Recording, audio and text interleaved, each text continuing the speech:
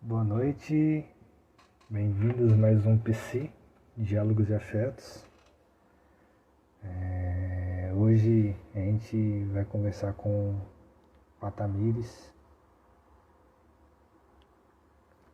A gente tinha marcado uma live há um tempo atrás, só que não deu muito certo e a gente está agora refazendo essa live. A gente vai conversar um pouco sobre cuidados paliativos. Espero que vocês gostem. Só esperar a Tamires entrar aqui pra gente dar início. Ei! Olá!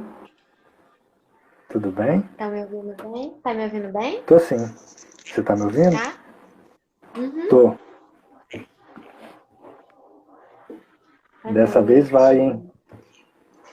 Boa Hoje noite. vai, né? Vai rolar. Da outra vez foi uma missão. Foi, na verdade, era o Instagram, né? Que tinha. Sim. Tava meio instável essa questão das lives.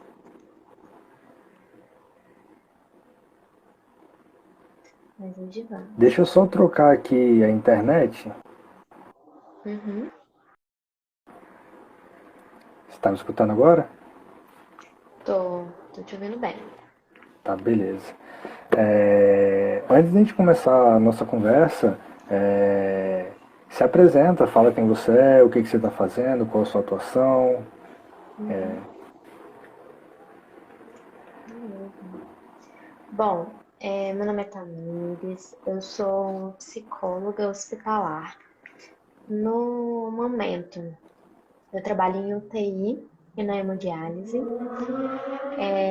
Tenho uma especialização, tenho residência em atenção ao câncer e na oncologia. E estou trilhando aí esse caminho, né, na psicologia da saúde, em especial na psicologia hospitalar, já há algum tempo, né? Desde o início da residência, uns quase 2 anos e 10 meses, mais ou menos. 3 anos. Não, 2 anos e 10 meses. Isso mesmo. Quase 3 já. Quase 3. Para quem não me conhece, eu sou o João Otávio, eu sou estudante de psicologia da UFES, estou no meu segundo período. E é isso aí. Sim. É interessante, João. Acho que vai ser bacana para nossa conversa pontuar que eu também me formei pela UFES. Me formei em 2017. Então é recente ainda, né? Tem pouco tempo. Eu acho que tem pouco tempo. Não tem pouco tempo.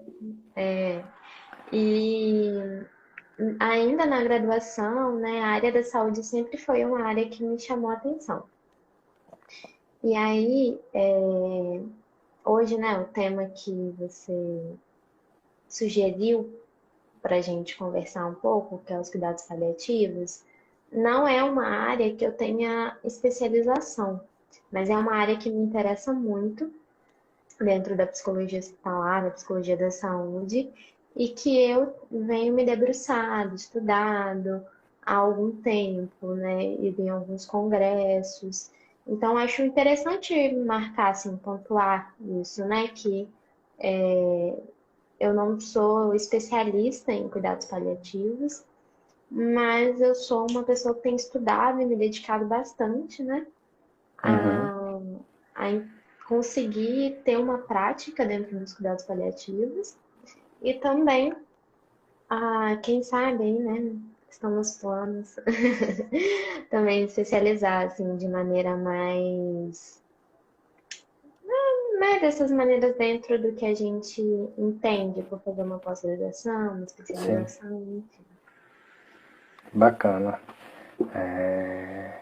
Como a Tamiris falou, a gente vai conversar um pouco sobre a psicologia e os cuidados paliativos, né? É, os cuidados paliativos, ele é feito com uma equipe multidisciplinar, né?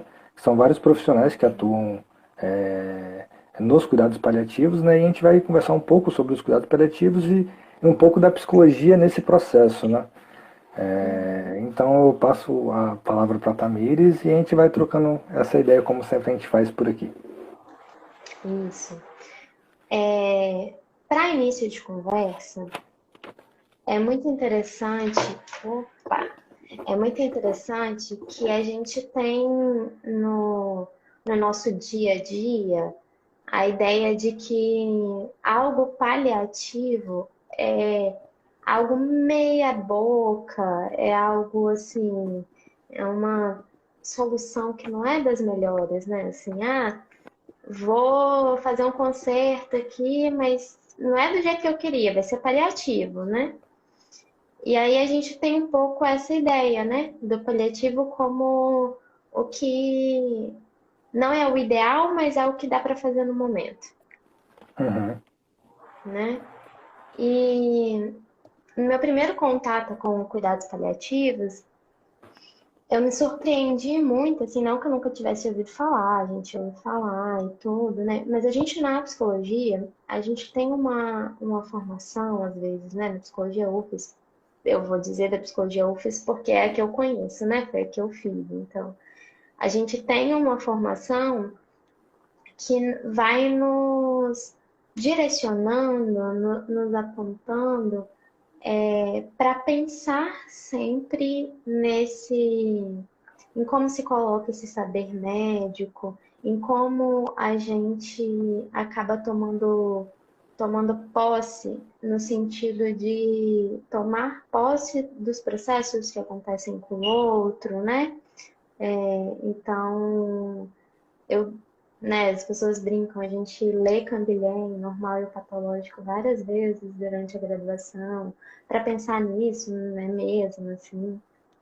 Então, a gente tem essa formação que ela tenta nos colocar, nos direcionar para que existe dois tipos de cuidado em saúde, né? Vou chamar assim de dois tipos de cuidado, não são só dois, mas que é um cuidado centralizado no saber médico. E aí é no saber médico, mas isso não quer dizer que possa acontecer só com o profissional médico, né? Uhum. Nós podemos também exercer um cuidado centralizado no saber médico e um cuidado biopsicossocial, um modelo biopsicossocial que vai ser um modelo mais amplo, que vai ser centrado na pessoa que recebe o cuidado. Então, os cuidados paliativos, ele traz essa ideia, né? A gente vai se deslocando um pouco do lugar do cuidar a doença para o lugar de cuidar a pessoa. Então, quando a gente fala de cuidados paliativos, a gente está falando de cuidar da pessoa que está com alguma doença grave, alguma doença crônica. Então, a gente está falando de cuidar, e por isso que precisa ser uma equipe multiprofissional, né? Eu diria mais, eu acho que precisa ser uma equipe interdisciplinar, assim, não só uma equipe Uhum. que tenha apenas um psicólogo, um médico, um fisioterapeuta, um assistente social, um fonoaudiólogo. A gente precisa de uma equipe onde esse cuidado ele seja feito não no modelo especialidade, que vai lá cada um e cuida de uma parte, né? Os cuidados paliativos, também quando se pensa em cuidados paliativos, a gente também pensa na dimensão espiritual, então, mas não é como se se a gente fosse dividindo aquele sujeito em tudo aquilo, mas é para a gente compreender o sujeito nessa plenitude, né? Onde Uhum. uma coisa vai influenciar a outra e aí assim a gente consegue fornecer, ofertar um cuidado mais multidimensional. Perfeito.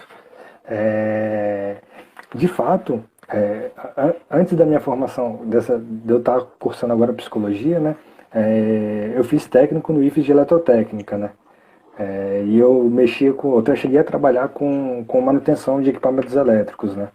Uhum. É, E essa questão do paliativo, quando a gente trabalha com equipamento, né, ele é justamente isso mesmo, sabe? Eu vou fazer uma manutenção aqui, de forma que esse equipamento ele volte a seu uso em pleno funcionamento, mas ele precisa de um cuidado depois disso. Eu consigo acertar ele para agora, para dar continuidade nos processos, né, para continuar a empresa continuar funcionando, mas ele vai precisar de um cuidado especial depois. Uhum. Não é algo que tipo, fiz o cuidado paliativo, eu posso deixar ali pronto, né? E eu acho que esse meia boca vem um pouco por conta disso também, né? E eu achei bastante interessante que você trouxe aqui, né, que o cuidado paliativo ele visa cuidar do paciente, né, e não o tratar da doença. Uhum. Quando eu estava estudando aqui para essa conversa, eu vi uns vídeos e tinha uma médica que ela trabalha com cuidados paliativos, né? Ela fez um TED em algum lugar que agora eu não me lembro, e ela falava justamente disso, né? De tipo, é, quão importante é o cuidado também com a pessoa, com o paciente que está ali, né? Não adianta só ali fazer o cuidado médico da doença, né? Tipo, tratar a doença e pronto, acabou, né? Como se não existisse um sujeito ali que tem as suas necessidades, tem os seus sofrimentos e que precisa de atenção nisso também, né? Que não é só tratar a doença e pronto, acabou, né? Mas o cuidado paliativo ele visa dar um tratamento de fato integral, né? E eu acho isso bem bacana dessa parte, né, do cuidado paliativo, porque realmente cuida da pessoa, né? Fazer esse cuidado com a pessoa. Essa é a intenção, né? E aí, existe uma ideia de que o cuidado paliativo, e aí essa ideia, às vezes, quando eu digo assim que existe essa ideia, é porque isso no meio hospitalar, no meio da saúde, às vezes se entende assim, que o paciente em cuidado paliativo é aquele paciente onde não tem mais nada o que fazer, assim, não, né? Que aí o mais nada o que fazer é não tem como curar a doença. Então Uhum. aí o paciente se torna e aí é até um jargão que se usa, mas que as pessoas que são paliativistas, que estão envolvidas, né, nos cuidados paliativos, que estudam, sempre pontuam que aí ele torna o paciente paliativo, né? Mas isso não existe, assim. Cuidados paliativos é uma modalidade de cuidado. Então, assim como a quimioterapia, por exemplo, é uma modalidade de cuidado, de tratamento do câncer, não se diz existe um paciente quimioterápico. Existe um paciente em quimioterapia, uma pessoa em quimioterapia, Uhum. né? Então, existem pessoas recebendo cuidados paliativos. Não existe um paciente paliativo, né? Disso que a gente está falando. Então, existem pessoas recebendo cuidados paliativos. E aí, não necessariamente essas pessoas recebendo cuidados paliativos são pessoas que a doença está fora de perspectiva de cura. Por exemplo, vamos trazer aqui a gente sempre ouve falar muito sobre cuidados paliativos no âmbito da oncologia. E faz sentido por todo o decorrer da doença, enfim. Mas vamos pensar em cuidados paliativos para pacientes renais crônicos que fazem hemodiálise. E tem a chance de cura? Tem a chance de cura, pode ter um transplante. Alguns, né, têm a chance de transplante, por exemplo. Mas isso quer dizer que, então, eles não podem receber cuidados paliativos? Podem e devem. Porque quando a gente está falando de cuidados paliativos, é justamente disso que a gente está falando, de ampliar os cuidados, ampliar o olhar, ampliar a forma que se cuida. A partir do momento em que, e os cuidados paliativos e os cuidados curativos, eles podem andar juntos, podem ser feitos juntos, assim. Mas a partir do momento em que o cuidado curativo ele vai se tornando escasso quando a gente vai entendendo que um tratamento curativo é desproporcional.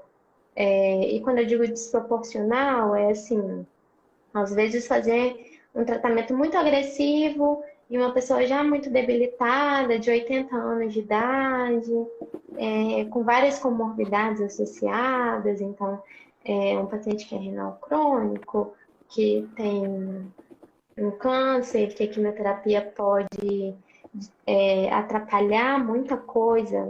Então o paciente vai se tornando um paciente em cuidados paliativos exclusivos, né? Mas isso não quer dizer que todo paciente em cuidados paliativos não tem chance de cura, né? A Uhum. gente pode trabalhar, e eu acho que a ideia é que a gente deva trabalhar junto, né? E aí, conforme o tratamento curativo ele vai ficando escasso, o cuidado paliativo, o tratamento, né, de cuidados paliativos, ele vai tomando mais espaço no, naquele, nesse cuidado compartilhado, Uhum. né? É interessante você trazer essa questão dos pacientes renais crônicos, né? Que eu estou fazendo fisiologia, né? A matéria fisiologia. E a gente fez um trabalho justamente sobre pessoas com problemas renais, né? Uhum, É, e nos artigos que a gente leu justamente falava disso, né? Do quão difícil é fazer esse tratamento, né? De hemodiálise, como que isso demanda do paciente, como isso é custoso, é doloroso, todo esse processo, né? E o cuidado paliativo ele vem justamente aí, sabe, para dar atenção para o paciente, não somente para a doença, né? Porque a doença ele está sendo tratada ali com hemodiálise, está fazendo o tratamento, né? Mas o paciente está lá, estava estressado, porque tem que ir lá fazer hemodiálise, passa um tempo lá fazendo hemodiálise, tem que sempre lá fazer hemodiálise, então tipo é um processo que é estressante, né? E uhum, daí trazer essa abordagem para de fato tirar um pouco desse estresse, né? Olhar para o paciente, olhar para as demandas dele e fazer um cuidado que seja mais complementar, que seja mais integrativo, né? Visando o ser humano por inteiro, né? É muito interessante, né? Tipo, porque a gente não está ali só pela doença, né? A gente está ali por aquela pessoa, para que ela realmente tenha uma qualidade de vida significante, né? uhum. Paliar, né? Cuidado paliativo vem de pallium, eu acho que é cobrir com um manto. Então, é proporcionar conforto, né? A médica paliativista que você falou do TED, a Ana Arantes, ela tem um livro maravilhoso, assim, que é um livro muito bacana de se ler, que é A Morte é um Dia que Vale a Pena Ser Vivido. E nesse livro, ela vai falando um pouco sobre a experiência dela com a morte enquanto uma médica geriatra e paliativista, então ela, né, trabalha com geriatria também. E aí ela vai dizendo dessa experiência da morte, porque, por exemplo, os cuidados paliativos, ele também, eu vi que a Rosa está falando aqui, que é um conforto para o paciente, para a família. Sim, porque os cuidados paliativos, ele também vai se preocupar com o luto dos familiares. Se esse paciente que está recebendo os cuidados, ele evolui, né, para óbito, ele vem a óbito, ele falece, os cuidados paliativos e uma equipe paliativista também vai se preocupar com o luto desses familiares. Então, a gente está falando tanto de uma modalidade que atende aos familiares. A Rosa falou aqui da dificuldade de aceitação da condição clínica, a resistência a elaboração do luto. É isso, Rosa, assim. E, inclusive, quando a dificuldade de aceitação da condição clínica, às vezes está na equipe, não está só no cara ou no paciente, às vezes está na equipe, numa equipe que também não aceita a condição clínica daquela pessoa que ela está cuidando. Porque o olhar está tão voltado para a doença, a gente está falando de uma formação que às vezes está tão voltada em curar a doença que ela não consegue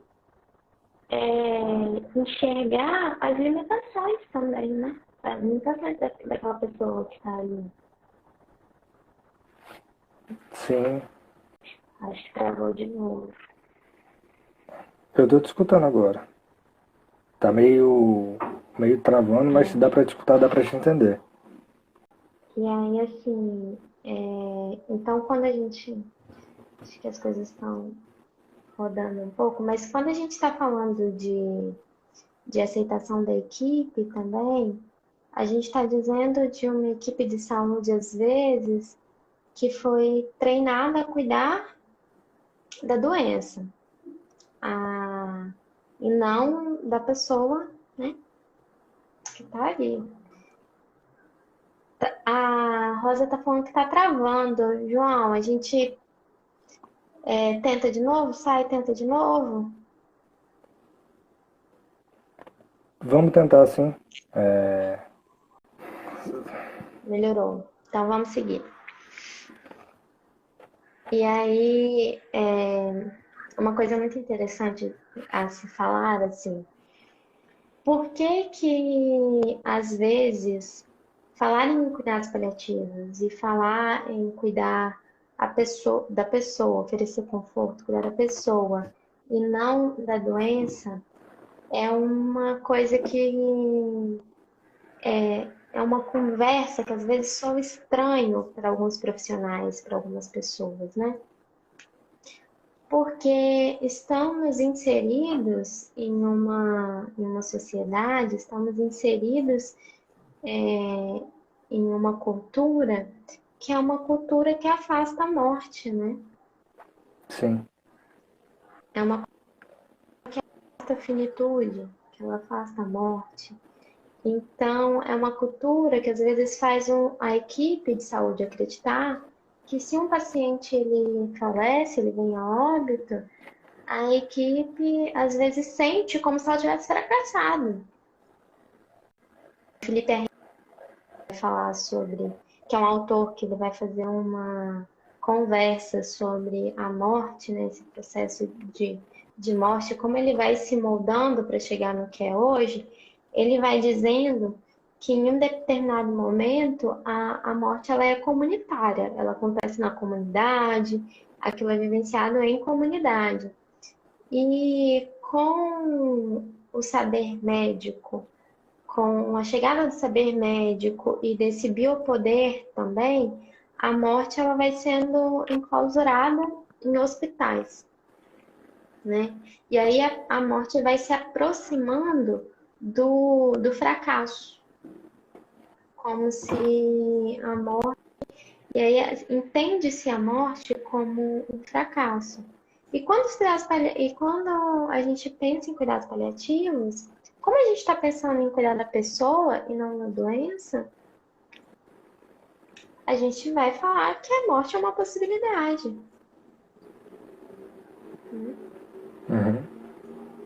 A gente não vai falar às vezes, é muito curioso, porque às vezes, o que a gente vê é que, por exemplo, até a expectativa de vida das pessoas que recebem cuidados paliativos, né, diagnosticadas com uma doença grave, ameaçadora de vida, e que recebem cuidados paliativos, ela até aumenta. Às vezes a expectativa de vida da pessoa aumenta também. Mas o que a gente foca em cuidados paliativos é na qualidade de vida, o que a potência que essa vida está proporcionando, né? O que essa pessoa está podendo receber de potente, né? Então, a gente está falando A gente fala muito de deslocar, quando a gente fala de cuidados paliativos, a gente fala muito de deslocar um olhar. E aí é um olhar que precisa ser deslocado, o olhar da equipe, o olhar da família, e às vezes o olhar até da própria pessoa, né? E é por isso que precisa dessa equipe unida. É por isso que os Aham. cuidados paliativos, ele diz que é preciso cuidar também da parte espiritual, assim. Então, não é só a parte física, orgânica, psicológica, social. A gente também está falando da questão espiritual, a gente também precisa levar em conta. A Rosa está falando aqui da qualidade de vida e a qualidade de morte. E tem uma coisa muito interessante que eu gostaria de contar, que em 2016 eu fiz o curso de formação de doulas. Como eu Uhum. disse, a área da saúde sempre foi de grande interesse meu. Eu fiz o curso de formação de doulas. E aí, no curso, a gente pensa muito sobre a humanização e a qualidade do nascimento, né? Então, a gente a gente vai desconstruindo essa visão, às vezes, muito intervencionista, a gente vai pensando no nascimento. E aí, isso em 2016, que eu fiz o curso de doula. Atuei pouco como doula. Em 2018, eu entrei na residência, comecei a atuar em um hospital. E eu comecei a acompanhar algumas pessoas em processo ativo de morte. Algumas pessoas morrendo. E eu, né, então, por ter atuado um pouco como doula, ter feito curso de doula, eu também vi pessoas nascendo, né? Eu vi mulheres parindo. E aí, quando eu entrei na residência, eu comecei a acompanhar esse processo ativo de morte também. E eu comecei a perceber, João, que o nascimento e a morte têm muito mais coisas parecidas do que a gente imagina.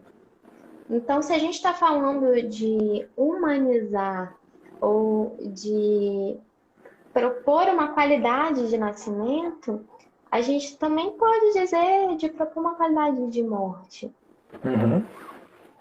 né? E aí eu até fiquei pensando assim, a doula da morte também, né? Que é a doula nesse papel de mulher que serve, né? Que vai às vezes confortar, que também às vezes é necessário uma pessoa nesse papel na hora da morte, para que a gente tenha também qualidade de morte. Um morrer humanizado. E quando a gente fala de um morrer humanizado, é à medida do possível, e hoje atuando dentro da UTI também, é à medida do possível que essas pessoas tenham conforto, que essas pessoas familiares próximos, né? Então, hoje a gente está vivendo esse momento de pandemia do Covid, que às vezes vai trazer para a gente uma experiência de morte das pessoas, infelizmente, vindo a falecer longe dos familiares, às vezes um tempo. E como isso dificulta o processo de luto da família também. Então, quando a gente pensa em qualidade de morte, a gente pensa em morrer com conforto, a gente está dizendo disso. A gente está dizendo de proporcionar, de entender que a finitude ela está colocada e dentro disso a gente tem alguns limites e dentro desses limites a gente sempre pode tentar oferecer conforto. A gente sempre pode oferecer conforto, né? E aí a gente vai criando estratégia para oferecer conforto. No momento de pandemia, por exemplo, a gente vai pensando em estratégia para oferecer conforto também na hora da morte, né? Para qualidade de vida e qualidade de morte também. Eu tô vendo aqui que o Diego falou alguma coisa. Acho que me empolguei. Que as equipes dos UPAs não estão nem um pouco preparadas para esse olhar paliativo e é onde geralmente o paciente é levado quando tem alguma piora. Né? E também aí tem muito esse olhar também de uma equipe pouco preparada que entende que cuidados paliativos é não fazer nada. Assim, o paciente é paliativo, é um paciente em cuidados paliativos, então não tem nada para fazer. Ele veio para cá, a gente. E não, poxa, nem, né? Não é muito por aí que funciona, assim. Às vezes, alguns procedimentos, os cuidados paliativos, ele vai pensar em procedimentos proporcionais. Não é que não faça procedimentos, não é que não tenha um direcionamento do cuidado, mas que ele seja proporcional com aquele sujeito que está ali. Então, proporcional com a doença de base que ele traz, proporcional com como é que essa pessoa está, como é que está a clínica dele. Então, é um cuidado proporcional. De não se trata de não oferecer nenhum cuidado, né? Acho que isso a gente tem que ter muito cuidado também. E aí eu acho que daí que vem o despreparo da UPA, né? Que ou é oferecer intervenção demais, ou às vezes intervenção de menos também, né? A pessoa chega e fala, é como se, né? Essa ideia de que não vai fazer nada. E realmente a gente precisa falar sobre isso. Você consegue ver a perguntinha que lançaram aqui? Consigo. Uhum, chegou aqui agora. Se o SUS oferece esse serviço paliativo. Sim, o SUS oferece cuidados paliativos, assim. No... A gente tem vários serviços de saúde que atendem no SUS, que oferecem um cuidado paliativo, sim. Inclusive, a gente tem o programa Melhor em Casa, né? Alguns lugares têm o programa Melhor em Casa, que oferece cuidado domiciliar também, cuidado paliativo fora do ambiente hospitalar, domiciliar. E é SUS, é do SUS. Então a gente precisa valorizar o SUS, sim, porque o SUS oferece cuidado paliativo.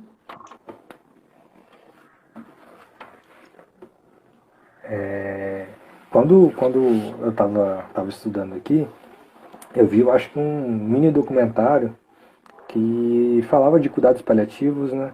E agora eu não lembro quem falava, mas a pessoa que falava, né?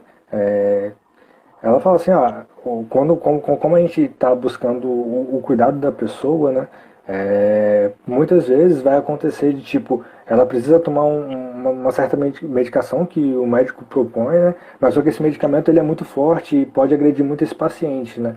Então eles propõem uma outra alternativa, eles pensam numa outra alternativa justamente para que o paciente tenha de fato não só o tratamento da doença, né?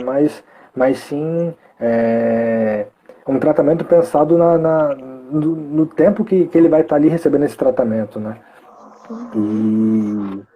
E isso é muito importante porque só tratar a doença por tratar a doença não. É importante tratar a doença, mas se a gente não levar em conta essa pessoa ali que está recebendo esse tratamento, né? Tipo, para que vale tudo isso, né? E quanto à atuação do psicólogo nesse processo, nessa equipe multidisciplinar, né, interdisciplinar, como é que esse profissional atua? Então, o psicólogo, ele vai atuar, e quando, é lógico que a gente vai falar, né, a partir do sofrimento emocional, assim.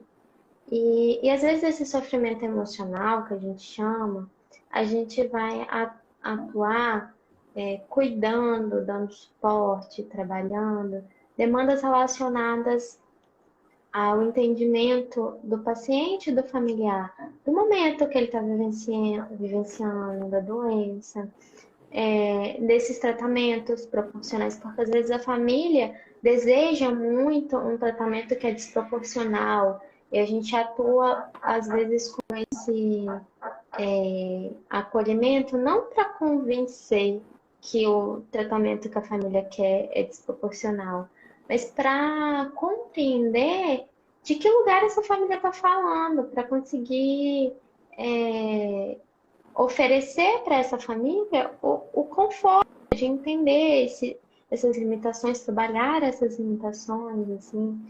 Então, o psicólogo, todos os profissionais dentro de cuidados paliativos, eles vão lidar tanto com os pacientes quanto os familiares. Mas eu sinto que o psicólogo, às vezes, é esse elo de escuta, esse elo de trabalho e de poder elaborar algumas coisas também. Sabe, João, quando a gente está trabalhando em uma equipe interdisciplinar, a gente consegue enxergar essa equipe tão bem, assim, tão junta, que a gente sente a importância de cada um dentro da equipe, a gente sabe da importância de cada um dentro da equipe, mas a gente não consegue ver essas importâncias, às vezes, como separadas, porque não é possível um psicólogo fazer, às vezes, cuidado paliativo sozinho. Ele Uhum. vai precisar de toda a equipe, entendeu? Então, assim, porque é uma das coisas que os cuidados paliativos têm um preciosismo que precisa ter é no alívio impecável da dor. Às vezes o psicólogo vai auxiliar nisso, às vezes o médico precisa prescrever a medicação correta para isso também. Então a gente vai vendo a nossa atuação bem, bem relacionada, assim, bem junta, é uma equipe bem coesa, né? A gente vai sentindo o trabalho de um e do outro é uma trama. É uma trama, assim, né? É a gente pensar em construir uma rede, uma trama mesmo. Bacana. Né? Uma das minhas experiências durante a residência, ligaram para mim, né? A assistente social me ligou, falou que precisava da minha ajuda porque tinha um paciente em processo ativo de morte na enfermaria e a família estava dizendo que o bisneto do paciente, de 10 anos de idade, queria subir para ver o bisavô. E aí ninguém sabia o que fazer, assim, porque a enfermeira-chefe do setor, ela não tinha autorizado que a criança subisse, assim, por uma situação que era delicada mesmo, era uma enfermaria coletiva, enfim. Então, não estava autorizado que a criança subisse e visitasse o bisavô, que estava em processo ativo de morte. Mas a família estava dizendo que a criança estava se negando de sair da frente do hospital porque queria ver o avô. E aí chamaram, né, o serviço social e a psicologia. Fomos juntas, eu e a assistente social. Cheguei, a família me explicou que era exatamente isso, que o menino queria muito ver o bisavô e que eles, né, não sabiam o que dizer, o que falar. A gente chamou essa criança para conversar, para entender. E aí, né, pasmem, às vezes a equipe acha que a criança não pode subir porque não pode ver o bisavô morrendo, né? Porque uma criança não vai entender que ele tá morrendo. E aí, quando a gente chamou o menino para conversar, a fala dele foi que ele sabia que o bisavô estava morrendo e que ele queria se despedir e agradecer, porque o bisavô era muito companheiro dele, levava ele para jogar bola, e ele queria agradecer por tudo isso. Ele não queria que o bisavô morresse sem saber que ele era muito grato por ter vivenciado aquelas coisas, assim. Então, como a gente não tinha autorização, né, naquele momento de deixar a criança subir para visitar o bisavô, a ideia que surgiu no momento é que ele escrevesse uma carta e a gente se comprometeu que leria a carta pro paciente. E aí, assim, a gente fez. Então, eu estou contando essa história para a gente pensar justamente que olha como é junto, né? O papel então é o psicólogo junto com o assistente social, e às vezes é o psicólogo e o médico, às vezes é o médico e o assistente social, às vezes é o capelão, né? A pessoa que cuida dessas questões espirituais também, quando a gente está falando dos cuidados paliativos. Então é uma equipe que a gente não vê trabalhando individualmente, a gente sempre vem em conjunto, né? Bacana esse relato que você traz, né? E da importância de achar uma solução ali para que é, o pedido desse bisneto, né, chegasse, a voz desse bisneto chegasse ao paciente, né? E eu tenho certeza absoluta que ao vocês lerem a carta lá, esse paciente ele de fato ficou feliz, né? Tipo, teve um conforto ali para ele de certa forma, né?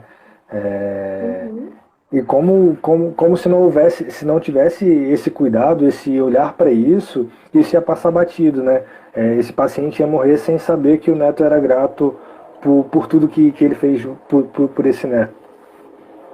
E o neto provavelmente ia achar também que o seu bisavô faleceu sem saber o quanto ele era importante na vida dele, né? A Rosa está aqui dizendo que lá em Minas, a proposta do grupo de cuidados paliativos é o paciente morrer em casa junto da sua família. Isso é um cenário muito bacana, muito interessante, mas além de nem sempre ser possível, e quando a gente fala que nem sempre ser possível, porque a gente está falando de conforto. E às vezes, dependendo da realidade daquela família, daquela pessoa, a pessoa não vai ter mais conforto em casa do que no hospital. Uhum. Então, é uma proposta dos cuidados paliativos, às vezes a pessoa falecer em casa, mas nem não quer dizer que não seja cuidados paliativos se a pessoa falecer no ambiente hospitalar, né? Porque se a gente está pensando em conforto, então a gente está pensando que é o que é melhor ali dentro de cada realidade. Então, de novo, né, a gente vai colocando cada realidade. Mas isso é uma proposta, assim, incrível, incrível. E que às vezes, num trabalho longitudinal, de uma pessoa que começa a receber e a ter acesso aos cuidados paliativos desde quando ainda está em tratamento curativo, isso se torna possível, né? Se torna possível que a pessoa faleça em casa, rodeada da família, de uma forma confortável, para a pessoa e para a família também. E é mais um tabu que a gente quebra, né? Sim. Na sociedade de hoje, a gente pensa que o, o local de falecimento é dentro do hospital, assim. Não necessariamente. No começo da nossa conversa, né, você trouxe alguns casos de quem recebe cuidados paliativos, né? Você trouxe Uhum. o pessoal da oncologia, o pessoal que faz tratamento dos rins, né? É, Uhum. eu vou te perguntar aqui, quem pode receber e em qual situação pode receber cuidado paliativo? Tentando É... abranger o máximo possível e Uhum. Toda pessoa que é diagnosticada com uma doença grave e ameaçadora da vida pode receber cuidados paliativos. Então, a gente vai de doenças neurológicas, às vezes AVC, às vezes alguma outra, né, doença neurológica, a doença renal crônica, o câncer. Todas essas pessoas podem receber cuidados paliativos nesse sentido, de que a gente não está falando, às vezes, de um cuidado paliativo exclusivo. A gente está falando de um cuidado paliativo que, às vezes, vai ser integrado com um cuidado curativo, com um cuidado de controle da doença, né? Daí, qualquer pessoa com uma doença grave ou crônica, ameaçadora da vida, pode receber cuidados paliativos. Você tem mais alguma colocação, mais algo que você acha importante estar falando? Eu sinto, João, que quando a gente fala de cuidados paliativos, a gente fala principalmente de mudança de olhar. A gente vai mudar o nosso olhar, a nossa perspectiva. E isso é algo que traz incômodos. Pensar na morte, na finitude, pensar na possibilidade, às vezes, da não cura. Isso, às vezes, traz incômodos, né? Mas, ao mesmo tempo, é muito potente. É muito potente no sentido de potencializar a vida mesmo, né? O que a gente tem enquanto vida. Então, eu acho que o que me faz me apaixonar pelos cuidados paliativos e ter vontade de estudar cada vez mais, de me especializar, enfim, é justamente isso, esse olhar potencializador da vida, mesmo quando a morte chega, sabe? Porque quando a gente fala de uma qualidade de morte, quando a gente fala de uma morte confortável, a gente está falando sobre potencializar a vida também. Potencializar a vida até no ato da morte. Muito bonito isso.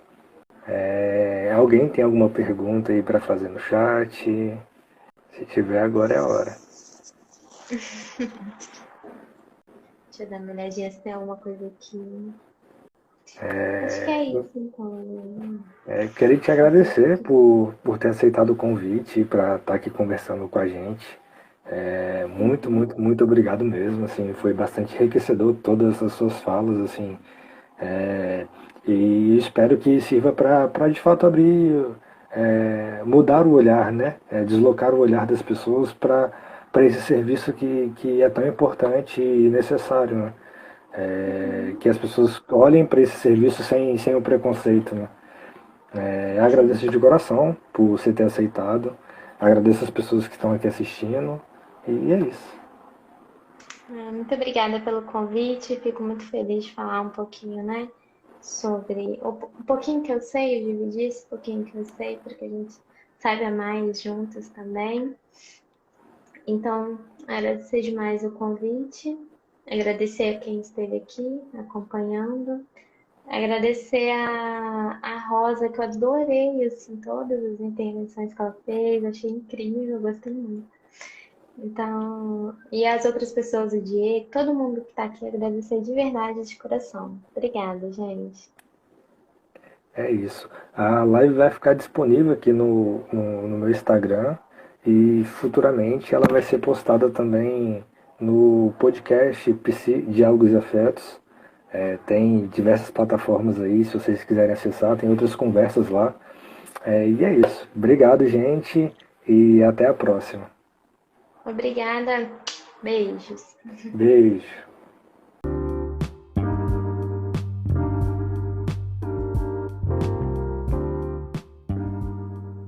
E lembrando que também estamos com uma campanha no Apoia-se.